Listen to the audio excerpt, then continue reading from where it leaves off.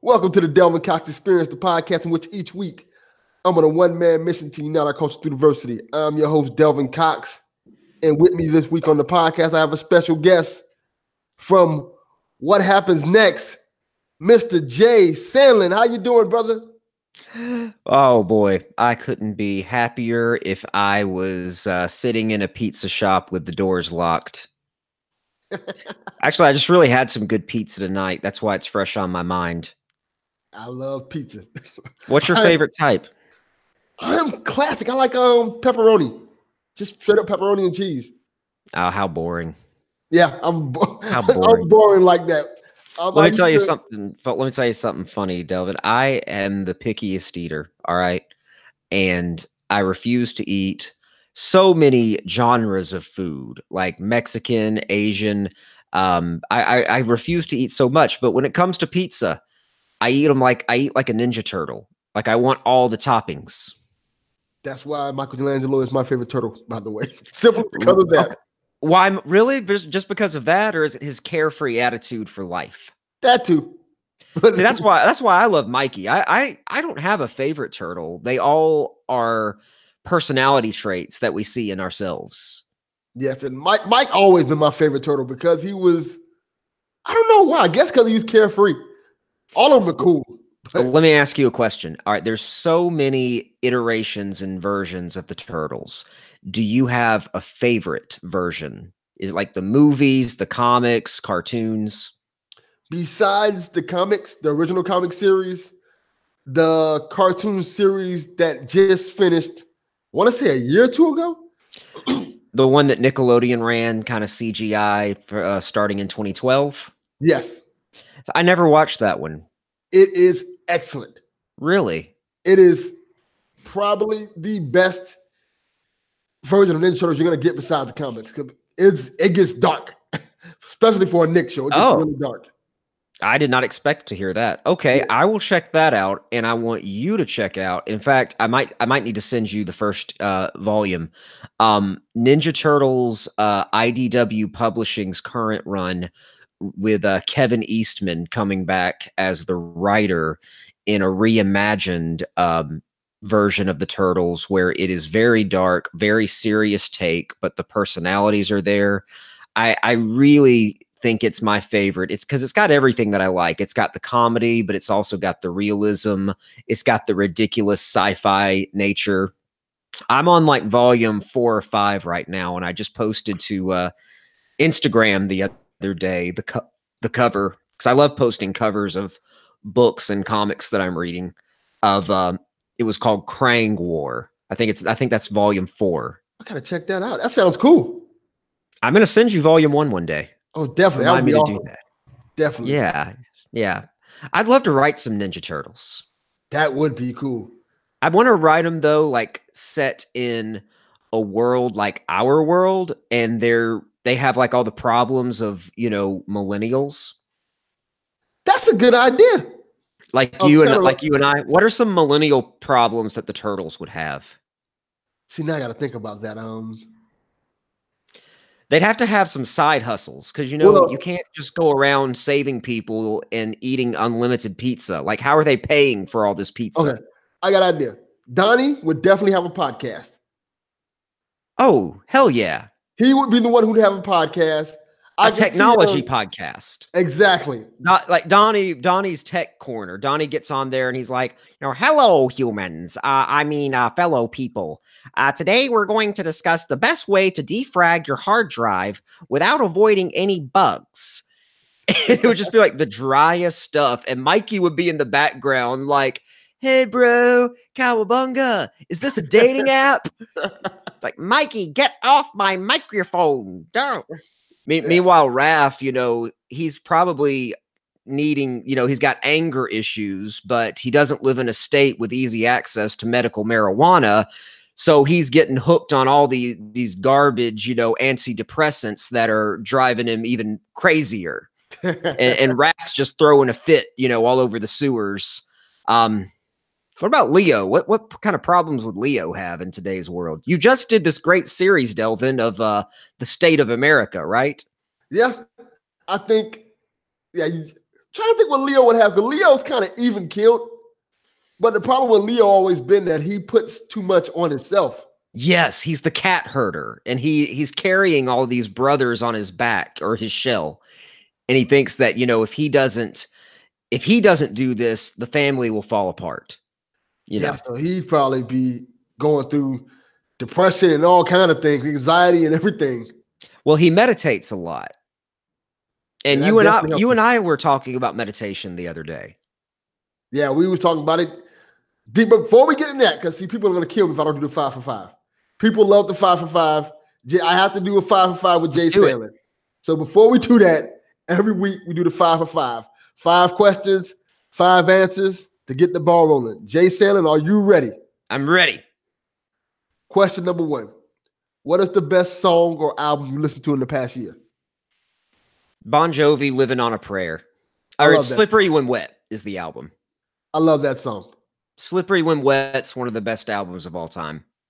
I can agree with that. I love Bon Jovi. Constantly in my CD changer. Awesome. Question number 2. What's the best book you've read in the past year? That is a hard question, man. Don't you know how many of these books I put away? Okay. Oh, you're really testing me now. You can't pick a book you wrote. No, I wouldn't. You're talking reading, because there's reading and there's writing. Yes. First off, to answer that question, I consider books are books. So if I give you a graphic novel, that's a book. If I say a prose novel, that's a book. That's for our readers out there. Don't be ashamed if you read comics, because comics are books. And with that being said, the best book that I read in 2018, I'm going to have to say was, I'm really stalling to drag it out here because this is so hard. Wait till you get the question number 3. Yeah, all right, we're going to come back to that one. You want to go to question number 3? Yeah, come back to number 2. Give me a second. Question number 3. This one's going to be hard. Everybody's favorite question. What's the dumbest thing you've done as a kid? As a kid, it was probably going to the gas station and stealing cigarette lighters, then taking said lighters to a vacant lot and playing with fireworks. Ah. My parents never found out. You got lucky. I did get very lucky because, now that I've got a kid, I'm like, what the hell was I thinking? What is wrong with me? I should have been, summarily disciplined. All right. Now I've got your answer to number 2, though. I'm going to give you my favorite book of 2018. I read it in April, which was tax season. We're talking about stress and how hard stress can be, especially with taxes. Yes. I worried myself sick. I was laying on the couch. I was breaking out in fever sweats. Couldn't even celebrate Easter with my family. I picked up a book by Jason Aaron off Marvel Unlimited's app, read it on my iPad, couldn't put it down. It was a binge. It was Thor, the God Butcher. Are you familiar with this? I haven't read that one yet. What is that one about? All right. Thor, the God Butcher is about, it's the best Thor story ever told. And that includes Norse mythology, which, by the way, Neil Gaiman's Norse mythology is another great book I read in 2018. But God Butcher is a story that has the past young Thor, the present day Thor, and the future old King Thor all have to come together and basically save the world from Gore the God Butcher, who is this supremely evil, nihilistic dude who only wants to kill every god in Marvel's universe. That sounds cool. And he has this weapon called the Necro Sword that can, kill gods. Basically, it does whatever the plot allows.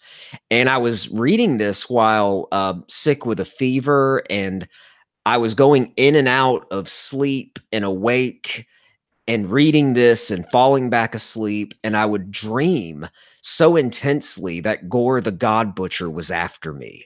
And it was freaky. That's how terrifying this comic character is. So, All but right. I couldn't stop reading. So yeah, Thor, it's collected in Thor, the God Butcher and God Bomb.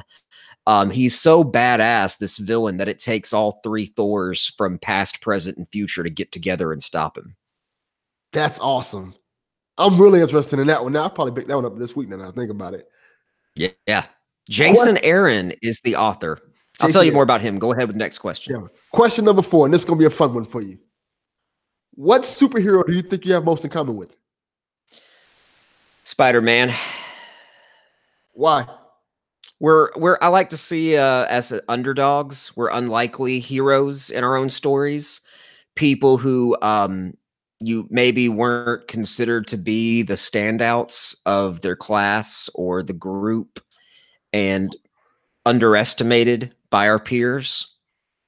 And at the end of the day, it's just kind of the willpower, the desire. I'd also think, like Wally West, The Flash, and Kyle Rayner, Green Lantern. I've always loved Green Lantern as well because of the creativity aspect of his powers. His powers are literally whatever he can imagine. So I've always been drawn to the underdog hero and the guy that maybe isn't the most powerful. He's not the tallest, he's not the strongest, and he's definitely flawed, but he's just he never gives up. That's what Spidey and I have in common. That's why he's been my favorite since the 4th grade. That's awesome. That's a great answer. Final question, question number 5. This is gonna be a fun one. Okay, you have to pick 5 superheroes to stop Thanos with all the Infinity Stones. Any superheroes you want from Marvel, DC, Image, wherever you want to go, you can get these superheroes. Who are you picking to fight with you? That's a tall order because Thanos with the Infinity Stones, he may be, the most powerful character in fiction. But if I can call anybody, I'm calling in Dr. Manhattan. Reality warping abilities. He's going to really take the fight to Thanos. If nothing else, keep him busy because I don't see Thanos taking him down with just a snap. Scarlet Witch from the Marvel 616 universe, also reality warping powers, erased an entire race of human beings with one sentence. I'll take her on my side as well. Dr. Fate from DC Comics. Dr. Fate has the avatar of, he is the avatar of Naboo, who is a Lord of Order. And he would probably see Thanos as a disruption to the natural order and would be uniquely suited to take him on. When we get into, I got to go for Image Comics because I've been loving Image lately. And I've really been binging hard with Image on Hellraiser. No, that's Boom Comics. Excuse me. Let me get back to that. With Image Comics, I'm going to go with Omni-Man from the Invincible universe because he has all the abilities and advantages of Superman. So he could take the physical fight to Thanos, but he is very willing to go for the quick kill. And I think we need somebody like that as our, muscle to take on Thanos. So Omni-Man. And finally, I would, from Boom Studios, kind of the wild card in my deck is Pinhead from Hellraiser. I like it. I like it. Pinhead, yeah. Well, Clive Barker, the author of The Hellbound Heart, which is the basis for the Hellraiser film. He went back to the series with Boom Studios, which is another book that I've been reading lately, several volumes. Highly recommend it. And it's actually for free if you have, well, not free, but it's free to borrow with a subscription to Comixology Unlimited. Clive Barker's work with Boom Studios on Hellraiser has really expanded the franchise. It bases on the movie. It uses the first 2 movies as its basis. I don't know why they don't just look here for movies. It looks fantastic. I think Hellraiser could really imprison Thanos and torture him and mess with his head. We would need some of that. I like that. I like that a lot. I feel good with my team. It's going to be tough, but I feel good. Definitely. So how's it going, Jay, man? You've been doing a lot lately. Like, Yeah, I've been trying to get I'm still trying to get my website launched just the way I want, jaysandlin.com. Once it's up and running, or it may be by the time you hear this, I'll have book reviews. You can find episodes of what happens next and calendars and release schedules. And yeah, I just launched my podcast last week. awesome. What happens next is a great podcast. It's kind of a new beginning for you, and I think that's awesome. A lot of people were surprised to hear that I just ended the 63 episode run of the Who Would Win show with my partner on that, James Gavsey, and a tour of live shows as well. We decided it was time to keep working together, but, divide and conquer. And I'll always be a part of Who Would Win, and always be, supporting the show and what they do, and popping up here and there, perhaps. So stay tuned. Same for James on my show. But we decided that we could really showcase what I do, and that's tell stories, because I wasn't getting to do that a lot on Who Would Win. Yeah, as much as I love Who Would Win, and for as great as the show is, you guys have such distinct personalities, and I think what happens next gives you the opportunity to show that more. Well, that's what we're going to find out. Because on Who Would Win, I do like arguing with people. I mean, I love that. I miss arguing with James every week. So I'll have to find some excuse to, call him up one day and just like tell him he's wrong about something. But as far as what happens next, it's a show to feature writers, and it's a show for readers. Anybody that loves stories, anybody that loves books. I also love improv. I've been doing improv for over 10 years on stage, and I decided to kind of combine two things I love with the improv and the podcasting. So Jay Sandlin's What Happens Next is like Whose Line Is It Anyway meets a first draft writer's project. It's made in a panel. It's going to be insanity recorded with a mic. See, the one thing I like about it is What Happens Next is something that you can like. It'll be a great TV show for one thing. Much like I guess so. I didn't think about that. Well, keep that idea on the head just in case. Exactly. And it's something that I want people to take part in, because it started as a Twitter game that, I didn't even invent it. I mean, I'm pretty sure lots of people have been doing it, but I started doing it once a week, and I would come up with little story prompts, and some would take off and, some wouldn't. But I've figured out now, not that there's a magic formula.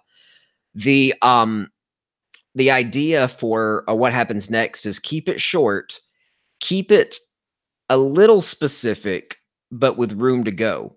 So our last panel worked on the prompt, Captain Marvel goes speed dating. What happens next? And I think that's a good one to start off with, because the movie's coming out. It's going to be successful because it's Marvel. Yeah. And she's going to be a household name. So when you know what? My wife does not like superhero movies. I've dragged her to a few Marvel movies, and she's been miserable. I made her go with me to see Man of Steel at midnight when she was 5 months pregnant. That didn't go over so well. But she said to me before, just watching the previews, she says, I want to see this Captain Marvel film. And I'm like, really? Why? I'm shocked. She says, well, because she's a girl, and she's the captain. That'll do it. She's the girl, and she's the captain. I'm like, okay. I like that. I'll put it to you this way. There's 3 superhero movies that my wife absolutely will watch again in a heartbeat. And she doesn't dislike them. At first she did hate them, but now she kind of like, whatever, it's cool. She'll watch Suicide Squad over and over again because the main character is female. Mm-hmm. Wonder Woman over and over again because the main character is a female. Mm-hmm. And Black Panther. And you can kind of figure out why she watched Black Panther over and over again. And I think Captain Marvel will be the next on her list. Yeah, I definitely think so too. And you took part in the online game, and if listeners go back and listen to our episode, we threw out your suggestion for Captain Marvel Go Speed Dating. You want to give me another one? You got another idea? Trying to think of with the Who would same. be like the worst person in DC, Marvel, whatever comics for her to come across? Okay, I came up with Deadpool. That's a horrible one for her. He would be a terrible date. Yeah. Deadpool, Lobo, because of his ego, would be horrible. It's a few of them out there that's really, really bad. I'm just Now, I think a good one would be Hal Jordan, Green Lantern. That would be an excellent one, actually. They both got that flight background. They both fly the jets. You know, that was what Hal Jordan did before he became the Green Lantern. And they're both very honorable people, have a strong sense of duty and a lot of power. I think they get along well. Now I'm trying to think who would be the opposite of that almost. Like, because she's kind of like a tactician and she's kind of straightforward, serious. So you kind of I'm wondering about if Jason Todd, the Red Hood, would be a bad choice for her because he, plays by his own rules, or if he would be a good choice because he's such a loose cannon and might make her feel a little freer. Yeah, I think it'll be a toxic relationship. I got one. Guy, what is his name? The Green Lantern. I can't remember his last name right now. Yeah, Guy Garner would be a terrible choice. You're absolutely Guy Garner right. would be horrible. Yeah, I don't think he would last 10 minutes he wouldn't make it to the entree of the first of the meal for the first date. I take it back. He probably wouldn't make it to get seated before she ripped his bottom lip over his head and just walked out on him. Guy Garner once pissed off Batman in the comics so much that he took off his Green Lantern ring, got in Batman's face, and says, I don't even need my ring to beat you, Batman. And Batman just knocked him out with one punch. One of the most famous comic book panels ever. I think that Batman got like free drinks for a year after that at the Justice League bar, right? Yeah, I think they redid that in one of the cartoon series too. They did. Guy Garner hasn't shown up in a lot. He's shown up in Young Justice a little bit. Have you watched any of Young Justice? I love Young Justice. I haven't finished this season yet, but I love Young Justice. Well, now when you say finished, they've shown like half the season, and I think the other half is coming out later, right? Yes, I'm on episode 6 right now. Oh, let me look at the list here because I've watched all the available ones, and I'm gonna go ahead and tell you you're gonna have to start. You're gonna have to rewatch to get everything. There are just so many great details in this season, and if you just look down at your phone for a little bit, you'll look back up at it and be like, "Wait a minute, where am I going?" Let's see. 6 is Rescue Op. So I'm gonna give you a little heads up. The next episode, Evolution, Delvin. Get with me after you watch it because that was my favorite one so far. Okay, cool. Definitely, we'll definitely do that. Yes, I think, and the first 6 episodes, I really liked Private Security. Yeah, it's really great to see the characters grow and become who they became now. Like, it's kind of cool to see a cartoon show that shows that growth. Like, we've seen Dick Grayson literally grow from a young kid to this full-grown adult. And the same thing with all the characters. And they're vastly different from when they started. That's what I have a hard time with. So hear me out. It's the double-edged sword of Young Justice to me. Is the world is so big and the characters, they move around, they show you different characters, different looks, they feature different stories. And that's great. I mean, how many animated shows do that as well? But at the same time, you get attached to certain characters, and when the story kind of moves away from them, it feels like there's something missing sometimes. You know where I'm coming from? I definitely agree with that. I felt that Not with Young Justice. I felt that a little bit with Star Wars Rebels. Another show I love a lot. I also love Rebels. What characters made you feel that way in Rebels? When you see the growth of Kanan, for that matter, after what happens to him, I'm like, oh man, that was heartbreaking. And seeing that, I don't want to spoil that part, but such an awesome episode. After what happened with him happens to him, the whole kind of vibe of it changes it a little bit, and it's still great. But it's kind of, I don't want to say it without saying too much. Let me give you an example from Young Justice without spoiling anything. One of the characters that I got really attached to in season 2 were Impulse and Blue Beetle.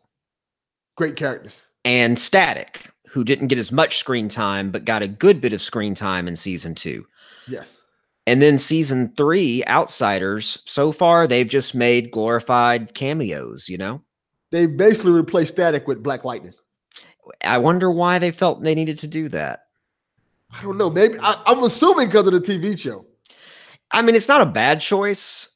I think it's probably because of his age and the no spoilers, but the love interest that he kind of runs into or kind of has thrust upon him. I think and the tragedy that befalls him in the opening of Outsiders, I think they needed like a veteran hero for that. Yeah, and I think it worked. I like it, but when I first saw his character, because they redesigned his character, I didn't know it was Black Lightning for a second. Like, yeah, when all the promo art that featured him, I'm like, who is that? I thought they had redesigned Calder, Aquaman, another character that we don't see a lot of, who was the main character of season 1. Yeah, it's interesting I like how they did it, and maybe I like it because I know that because it's on the DC app, we're going to get more seasons of Young Justice.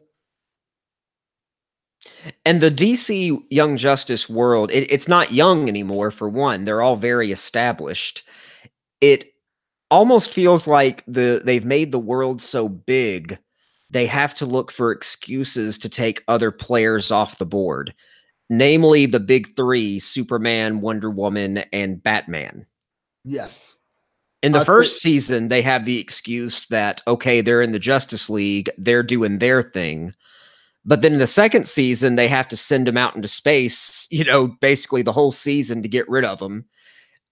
so they can't just come in and solve all the problems. It's an issue. I don't know how they were going to resolve it other than just killing off the older generation and letting the young original team take over at some point. Because even season 3, while it's a cool moment, it kind of has its own cop-out. Well, this is why they're not here anymore. And they don't even try to give it a lot of reason, like they did in season 2. At least season 2, you could kind of understand. Season 3, it's like, yeah, they're busy, they're off world. It's why not just kill them off? Kill them off. Let the other ones assume the mantle. If you want to bring them back later, hey, it's comics. Go for it. You can. Yeah. Yeah, honestly, that would be a good idea. You okay? Yeah, hold on. I get you now. All right. I might cut out for a second. But yeah, I think it'd be really interesting to try something that bold, especially on the DC app now, because it's their own network.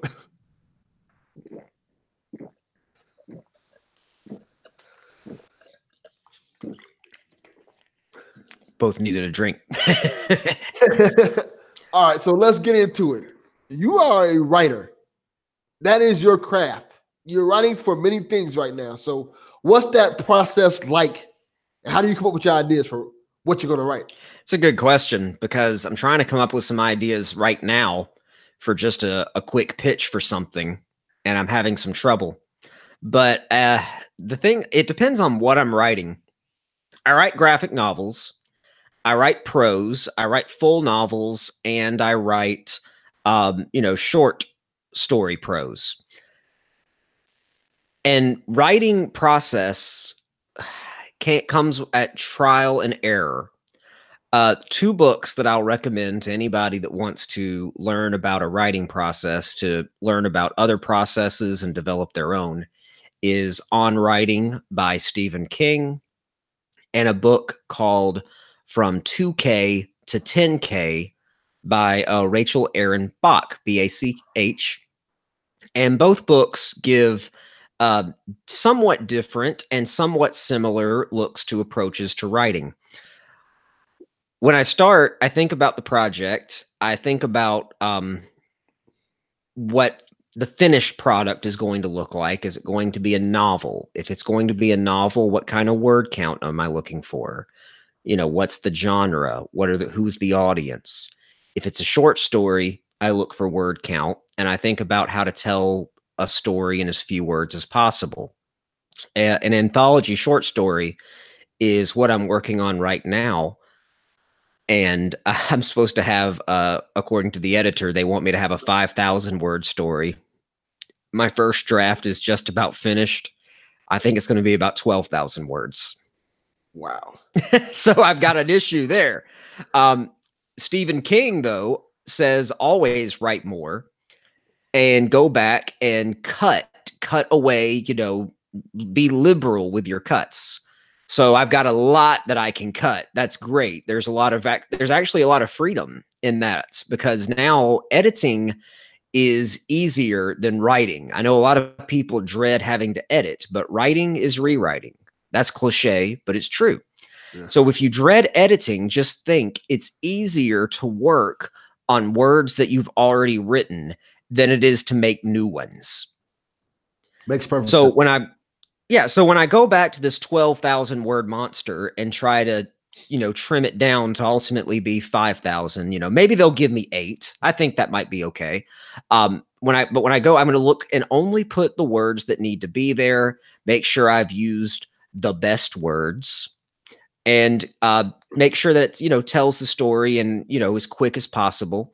Stephen King in his book actually posts sections of a lot of his famous books, but he'll post earlier drafts, then he'll show his drafting process. As far as where ideas come from, I don't have a good answer for that. You don't know when an idea is going to hit you, so just always be ready to jot something down. I keep Google Docs on all my devices, computer, phone, tablet, whatever.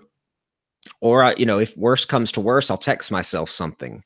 I was riding in the car with a friend on December of 2017, and I came up with an idea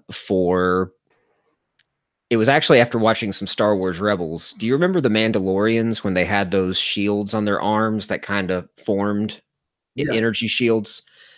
I loved that. And I thought about how cool Sabine was. And I just had this idea for like Space Gladiator. And I just Googled that. I just text that to myself. And now in the present, I've written a 90,000 word novel about that character I thought of in the car, and got a literary agent over it. And we're working on putting it together to pitch as we speak. That is awesome, to say the least. Well, we can get into what we were going to talk about earlier. Writing is such a thankless and stressful job. Like, how do you maintain your sanity with it? Because it's like people are kind of critiquing your work and, oh, this is good enough. Oh, this is not good enough. Or we want this, but we don't want that. How do you keep your sanity with all that? I didn't do it the right way early on, and it was my fault. I'll tell you why. The first thing is, I think that a lot of writers have problems with wanting critique too early on a work. And there's no hard rules about when a book or a writing or a story or whatever is ready to receive critique.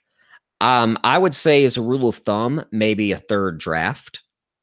But when I first started, I would treat writing like a race, maybe like one of those baton races, because I would race to finish the first draft and then throw the baton to an editor or a friend, a beta, like it was just the next runner in the race. And that's a mistake that I made. And as a result, I had people critiquing things that I could have made a whole lot better. So polish whatever it is that you're going to send out in the world. Remember that once it's out there, it's out there. It's almost like you're not getting it back. The toothpaste is out of the tube. So make sure it's something that you've really gone over, that you've let it get cold, that you've slept on it. Read it on another device than the one that you composed it on. For instance, I send everything to my Kindle and read it with a different background color before I make my final edits. As far as taking critique, it's never been an issue for me. I like hearing what people think. If it's negative, a review I got on my first novel, which I took out of print, got trolled by some people who had personal problems with me. And they put on Amazon that this book was clearly written by a feral man-child who had no idea what he was doing. Wow. That just made me laugh. People who are out there to put you down will never have anything that others can lift up. But no, I got to say at the time, it did stress me out a lot. I've not learned to handle stress well, not saying I handle it great, but I really got into meditation and deep breathing techniques to try to kind of push the stress and push the crap of the world away from me. Keep it at arm's length. Don't let it rent space in my head. So how did you get to the point where you felt like you needed meditation and deep breathing techniques? Probably when I was losing sleep and losing good health over stress. I already mentioned a year ago when I was reading Thor God Butcher that I was going through some stress-related sickness. And then also working on some projects at the end of 2018, getting so stressed out, feeling like everything was coming at once, something that everybody feels from time to time, and just finally having to say, fuck it. Yeah. Reach your point, you say, fuck it. I can't carry this around anymore. I'm not going to let it own me. And my good friend, I consider her a great friend, is Crystal Storm, another writer that I think from, she's been the moderator of Who Would Win, and she was just on the writing panel for What Happens Next, had talked about meditation. So I decided to read a few articles, and I also studied martial arts for years. I've been out of it for 10 years, but I've been wanting to go back. Some of that training came back to me, and it's become really just as simple as a 10 to 15-minute meditation every morning and taking some time to unplug on Sunday, almost like one of those, I guess I'd call it my writer's Sabbath. I just like to unplug, read comics, exercise, and just take some time to sit down cross-legged. I've got an article that I'm getting ready to post about my whole technique, so keep an eye out for that. But slow down your mind. If you don't take a minute to wash your brain, it's like skipping a shower every day. I agree. So what do you think is the taboo about people talking about anxiety and stress and the things that bothers them? Because I know for a fact, I can speak on this from personal experience, that in the African-American community is not talked about. Straight up. They don't talk about it. They don't mention it. They kind of look at it like, well, that's our crazy uncle over there. And we kind of just brush it under the table. So why do you think that's a thing that is so common? It's such a hard question to answer as to why. It's not any one answer. I think for men of whichever color, it's a symptom of our toxic masculinity, that if we admit that this is getting to us, then we're not strong. When in reality, it makes us weak. It continues to make us weaker if we don't address the problem.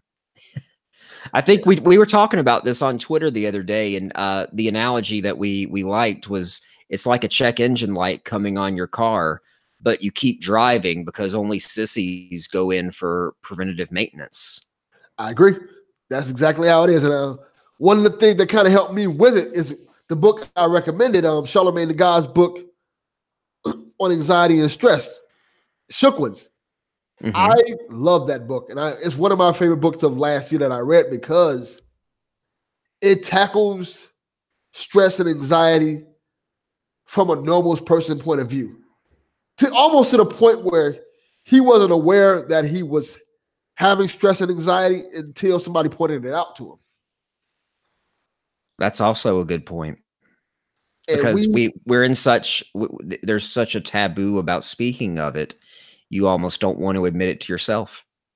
Yeah, we don't want to admit it to ourselves. And a lot of times we don't even think about it because we just think it's normal to have it because we've had it for so long. That's another reason. I totally agree with that. Complacency, accepting the status quo. I think we've been told by the powerful and by the rich that, this is your life. Suck it up. It could be a lot worse. And that's to keep us from striving for something better. I agree with that completely. How often do you, what does your meditation consist of? What does that look like to you? Now video games. Video games help me relieve stress a whole lot. Interesting. My son loves video games, and we've really bonded over playing them together. So some people, and you should talk to Crystal more about that, by the way. She's a Twitch game streamer. Some people would probably say those video games, they melt your mind and, bullshit, blah, blah, blah. Yeah. To which I say, my son and I get closer playing these, and that calms him down at times. It calms me down. I've taught him, now he's only 5, but I'm actually teaching him a bit about meditating, just in the way of stopping, sitting down, and taking 3 deep breaths. And he fought me, but here recently, he's been doing it. I can't believe it's just like a switch flipped, and I see a difference. I see a lot of difference in him since he's been. I guess we've bonded over the video games, and he's taken the time to listen to me, teach him some of these things. That's awesome. I have an interesting story about that bonding over video games. When I was younger, I want to say like 12, 13 years old, my mom got remarried. And my stepdad, 2 things that he brought into my life that I love for forever. WCW wrestling and the fact that when I was younger, he bought me a wrestling game. If I would to say it was a WCW game. I want to say it was WCW versus the World. There's WCW NWO World Tour, WCW NWO Revenge, WCW NWO Mayhem, and Backstage Assault. I might be forgetting 1 or 2. I think it had to be the WCW for N64. Yeah. There were 2. Yeah, there were a few of those. I think it's WCW versus NWO. It might be that one. I love that series. Great series. My stepdad knew nothing about video games whatsoever. But like when I say that whatsoever. But as a way to bond with me, he tried to learn how to play the WCW games. And he was terrible at them. Like I was showing him how to play it, but the fact that he would sit there and take his time to learn to play with me and try to learn the moves, and he already knew the wrestlers because he was a big WCW fan. He's the one who got me into loving WCW. And the fact that he took that time meant so much to me that I even think about it to this moment today, and I do it with my son, who's heavy into video games. That's awesome. Yes, we're gonna have to just do a whole nother podcast on wrestling. I do appear occasionally as the co-host of Wrestling Be Trash, or at Twitter at Wrestling Be Trash with B Rob on his wrestling podcast, Wrestling is Trash. We do watch-alongs of some of our favorite matches.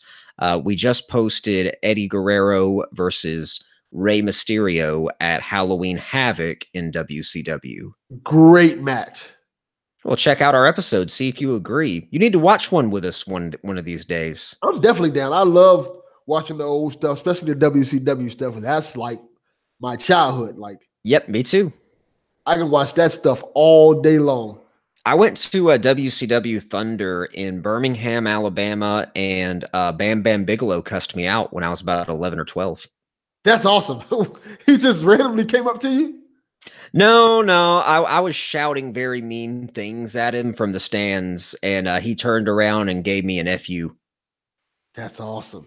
He's a big dude. Yeah, yeah. He was a good one. I think he should have had a better run than he had in any of the big two companies. But yeah, he definitely should. Very underrated, very agile for a big man. oh, 100%, 100%.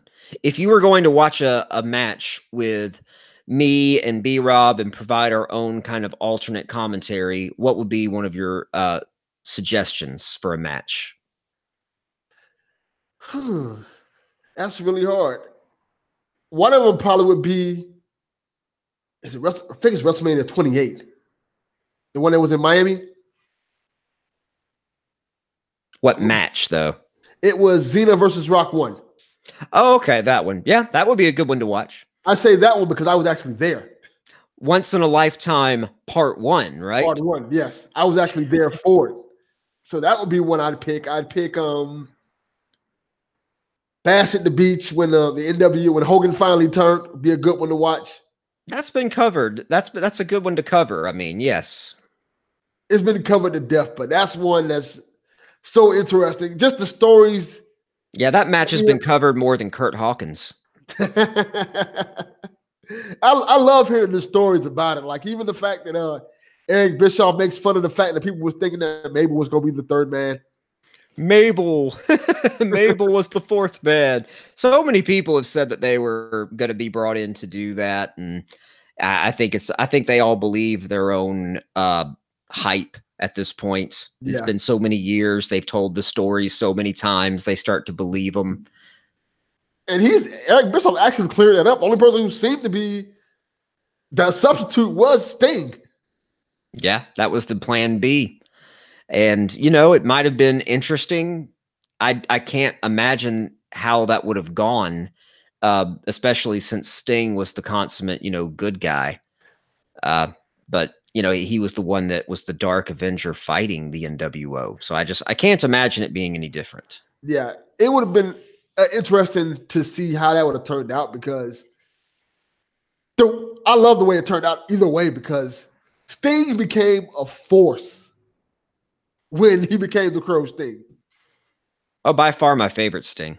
Yeah, definitely. And the fact that he proves that less is more. He didn't do much, but when he reacted and the things he did, it meant so much more at those moments in time that he did. Like when I remember handing the bat to Rick Steiner and turning his back, then doing it to Luger to see who was on his side or who wasn't. And then the big moment when you finally get to see whose side Sting really was on. Man, WCW in the 90s was magic. Yeah, they called it in a bottle. Sting personified that less is more. And that's another thing that it's very hard for writers to learn. It was very hard for me to learn. I heard it. I thought I got it, but I didn't get it. I think Twitter has helped me as a writer because it helps me get all the information into a finite space. And when you have to learn to do that, you write better as a result. Okay, let me ask you this question then. Which version of Twitter you like better? 240 or the 240 or 140? Yeah, I definitely want 240. I mean, I'm not saying I don't want to keep 240. It's still a finite space, but I can get more than a fortune cookie's worth of tweet out there. That's a good point. Exactly. Thank you. Okay, final thing, Jay, before we go, because it's late at night. If there's one dream project you can work on, what would you want that project to be? I've got a bucket list, man, and I'll give you the dreams here. I love graphic novels, obviously, and I like one-shots the best, or self-contained stories. On DC, they call them Elseworlds. Marvel, they might call them what-ifs. So I would love to write a self-contained graphic novel, not bound by any existing continuity, primarily for Spider-Man. And in DC, it would have to be for Superman. That's good. That's awesome. Do you have any particular idea? Well, maybe I shouldn't let you tell the idea just in case somebody steals it. No, I actually don't. I would have to really know the parameters. If anything was just off on the table, I should say, if anything is just on the table, like there's no bad ideas. With Superman, I would like to write a book that shows him finally. It's kind of, I'm kind of copying Brian Bendis here. The idea that he had in his Superman 1, which is great, and it's still an ongoing series. I don't know if you've seen it, but John Jones, the Martian Manhunter goes to Superman and says, we're both the survivors of dead worlds. You know the decisions this world is making. You know the path they're on. Step forward, offer them your guidance, and the people will rise up and follow you towards a better way. That gives me chills. It's like, what if Superman, doesn't take control? He's always been afraid to take control, but what if he offers and people say yes? That's just all the existential questions of Superman. I love that. And with Spider-Man, it would have to be something either involving one of the Goblin characters, Green Goblin, Hobgoblin, I don't care which, or the symbiotes. Carnage in particular is my favorite. So I like that. I don't really count Venom anymore. Venom's kind of become his own entity, and Don Cates has just done an amazing job with him at Marvel. If anybody's not read Venom by Don Cates, go check that out today. And while you're at it, check out Thanos Wins, also by Don Cates. He's kind of my Marvel spirit animal right now. Definitely. Well, let me ask you this then before we go. Who's your favorite Venom? Well, it's got to be Eddie Brock now since Don Cates' work. I've enjoyed Flash Thompson. His run as Venom was very good. Agent Venom and Venom Space Knight. But at the end of the day, you got to have the classic slack-jawed Eddie Brock and his other kind of doing their thing. Not really a bad guy and not really a good guy. That's my favorite. And Carnage is just Carnage. He's out there ripping people apart, tearing things up. I love some Carnage. Carnage is awesome. Carnage should be in more comic books. I'll just say that. Well, if they bring him out too much, there'd be no cast left. How many resurrections can you do? So, yeah. That is also very true. Man, Jay, this has been awesome. This is long overdue, man. We're going to definitely do this again. We're going to make it a thing. I will have you on my show sometime. We'll come on this show. Maybe if B-Rob will have us on Wrestling is Trash, we can talk wrestling. We'll figure it out, but we'll do some more. I'm definitely down for that, man. Thank you for coming on. As always, Delvin Cox Experience, we are out. Peace.